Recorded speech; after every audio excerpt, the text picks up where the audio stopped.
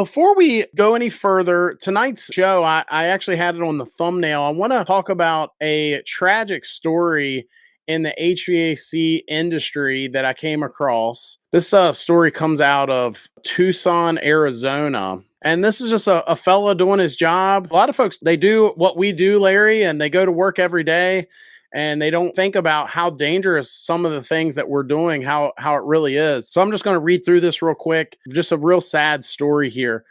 It says, tragic death of a Tucson HVAC professional has led to some of the most serious fines in the Industrial Commission and levy against a business for workplace safety violations. In July, Dalton Lee was installing an air conditioning unit at Spreading Threads, a nonprofit clothing bank that helps foster children.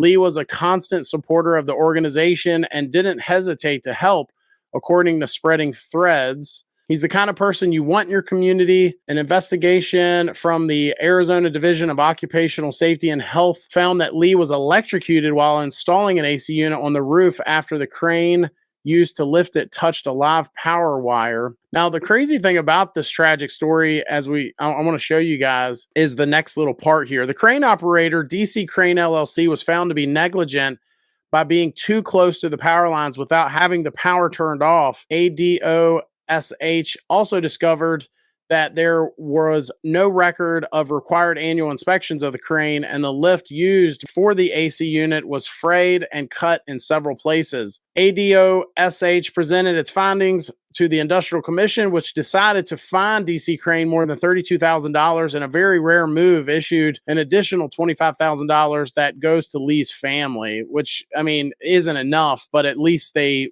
did that, right? Real tragic story that goes on to talk more about his family and so on, but just a tragic story, Larry. Yeah. Obviously it's sad, but it sounds to me like it could have been very much prevented had these folks been doing their job correctly. I'm around contractors and workers all the time, and I think generally they're men. I think the longer men are in trades, they start to cut corners, they don't take it as serious as they once did. Now in that story, it was the crane's fault.